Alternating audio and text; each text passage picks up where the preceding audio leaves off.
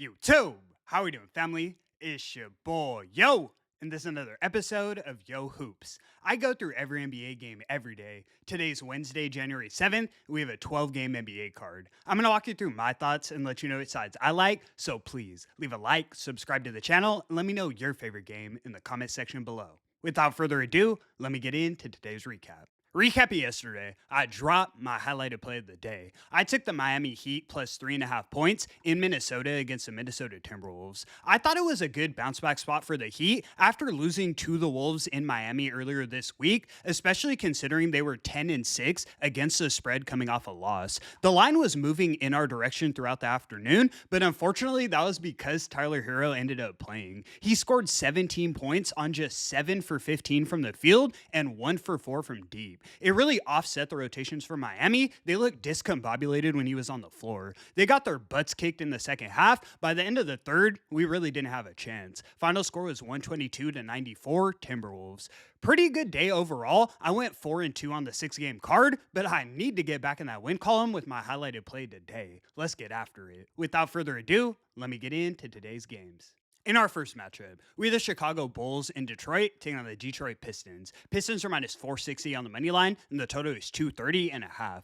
The Bulls are banged up coming into this one, but the Pistons are dealing with a few significant injuries themselves, so I'm a little surprised to see them as this big of favorites. For Chicago, Josh Giddey and Jalen Smith are both ruled out, then Kobe White and Matas Buzelis are both listed as questionable. Obviously, I'd like to know if Kobe plays. If he sits out, this game is probably a pass for me altogether. He is listed as questionable for maintenance, so there is a good chance he plays. Detroit will be without Jalen Duren and Tobias Harris, but now that Cade and Duncan Robinson have been upgraded to probable, I need at least one guy off the Bulls IR. For now, I'll lean to the Bulls plus a 9.5 as my first selection of the evening. In our next matchup, we have the Denver Nuggets in Boston taking on the Boston Celtics. Celtics are minus 410 on the money line, and the total is 232. With Denver's current injury report, I would actually think the Celtics are a little undervalued here. Jokic, Valanciunas, and Cameron Johnson are all ruled out. Then Aaron Gordon, Tim Hardaway, Christian Braun, and Jamal Murray are all listed as questionable.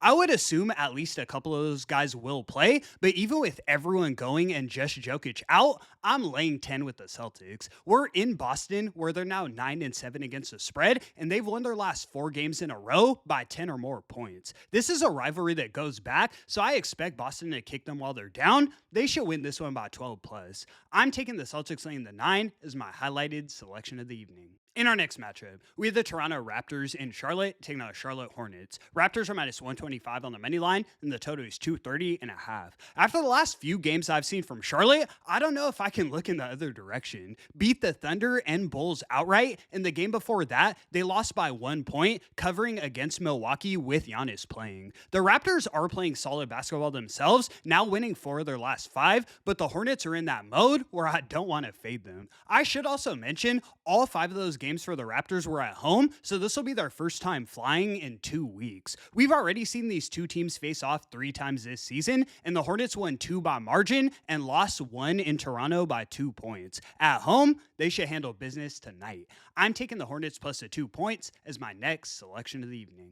In our next matchup, we have the Washington Wizards in Philadelphia taking on the Philadelphia 76ers. Sixers are minus 675 on the money line, and the total is 236.5. The Wizards come into this one on the second leg of a back-to-back, flying from Washington, D.C. to Philadelphia. They got the outright win last night against the Magic, but now on no rest, going up against the Sixers coming off an upset loss, this is a bad spot. The Wizards are 3-1 against the spread in their last 4 games, but considering they're just 7-10 against the spread on the road overall, tells me they are due for some regression. After that embarrassing loss to the Nuggets, I expect Philly to be fired up, and a dominant win over the Wizards isn't a big ask. I'm taking the Sixers laying the 14 as my next selection of the evening. In our next matchup, we have the LA Clippers in New York taking on New York Knicks. Knicks are minus 180 on the money line, and the total is 233. The new year has not been kind to Knicks fans. The last time they won a game was on December 29th of last year. They've now lost their last 4 in a row. The line is moving in the Clippers' direction, so that is a little suspicious, but in my mind, what better bounce back spot than against the 13-22 Clippers in New York, where the Knicks are 13-6 against the spread. Josh Hart is still ruled out, but that isn't the reason they haven't been able to win a game in the new year. OG Anunoby and Karl Anthony Towns have been virtual no-shows, but the Clippers don't have enough defenders with size past Zubac to shut them both down.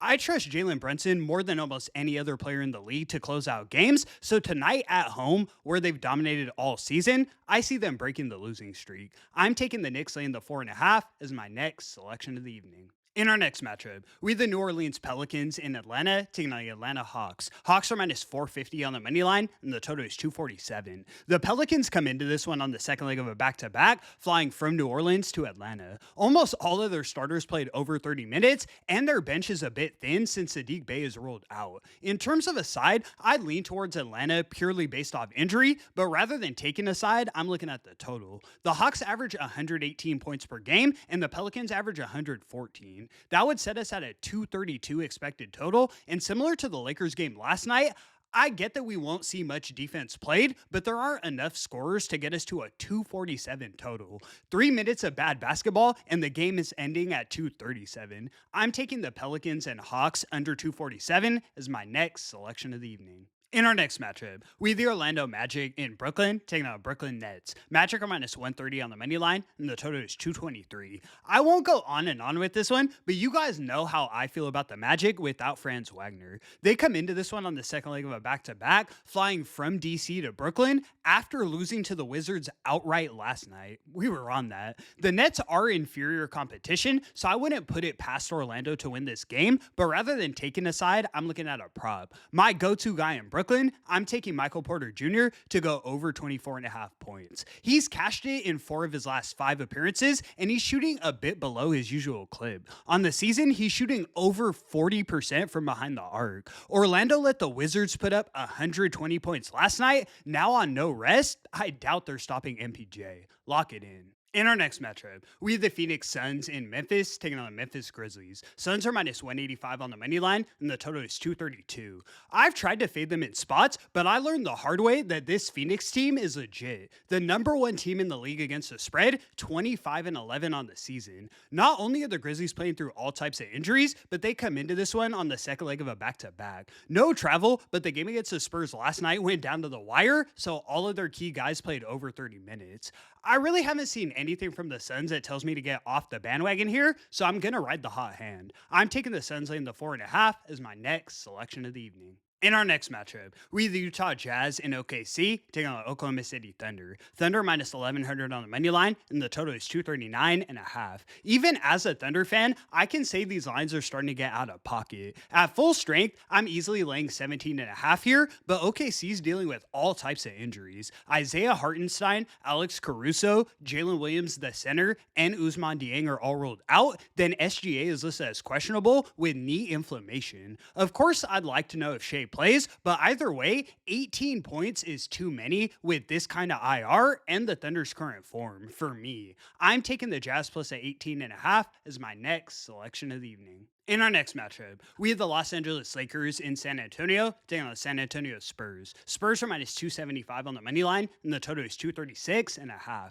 Both teams come into this one on the second leg of back-to-backs. The Lakers fly in from New Orleans, while the Spurs fly home from Memphis. At first glance, I was thinking LeBron or Luka must be ruled out for the line to be so heavily in favor of the Spurs, but it looks like both guys will play tonight. The big injury news for this one is the fact that Victor Wembanyama is cleared, so we may potentially see 28-ish minutes. I've been seeing the Lakers covering a lot of spreads recently, but when I look through their last 10 games, they only dominate against bottom tier teams. They beat the Pelicans, the Grizzlies twice, and the Kings, but then got aired out by the Pistons, the Rockets, the Suns, and the Clippers, all in their last 10. Anytime they face a solid team, they get their ass kicked. I'm more leaning to San Antonio being favored for a reason, and the line is growing in their direction despite everyone being on the Lakers. I'm taking the Spurs laying the 8 as my next selection of the evening. In our next matchup, we have the Houston Rockets in Portland taking on the Portland Trailblazers. Rockets are minus 275 on the money line, and the total is 221 and a half. The Blazers have hooped at home, now 10-7 against the spread in Portland. I don't know if the Rockets have enough offense to get a dominant win without Sengun. They struggled against Phoenix on Monday to the point where it took a game winner from KD to get the 3-point win. The difference here is I don't necessarily see Portland having the defenders to stop Kevin Durant, and that leads me to my next selection. I'm taking KD to go over 27 and a half points. To put it simply, Houston is running low on scorers, and he's one of the best of all time. At 37 years old, he typically takes a back seat and lets his guys do what they do, but in this spot, they'll need him. In our next matchup, we have the Milwaukee Bucks in Golden State taking on Golden State Warriors. Warriors are minus 230 on the money line, and the total is 230. At first glance, I wanted to just take the Warriors at home and call it a night, but this one might be a little deeper than that. Ever since Giannis did his iconic windmill dunk against the Bulls in the final seconds of that game, the Bucks are 4-1 straight up. Granted, they haven't played the toughest competition, but I like what I'm seeing from their role players like Ryan Rollins and Bobby Portis. We know the Warriors' big problem is their lack of size, so Giannis should be able to feast on the glass and in the paint. Of course, the scary part about fading the Warriors is you're always a couple Steph threes away from blowing a lead, but I see Milwaukee at least keeping it within the number. I'm taking the Bucks plus a 6 as my last and final selection. And that's going to conclude today's video. Thank you so much for tuning in, guys. 2 and 3 highlighted to start the new year. I am 24 and 21 on every game played. I've been profiting on every game for a couple months now, but I'm also trying to stack units on my best bet. That starts with getting right back in that win column tonight. I appreciate the support so much. I do this every day for free, so please leave a like and subscribe to the channel. It's your boy, Yo! And until the next one, I'ma catch y'all. Peace.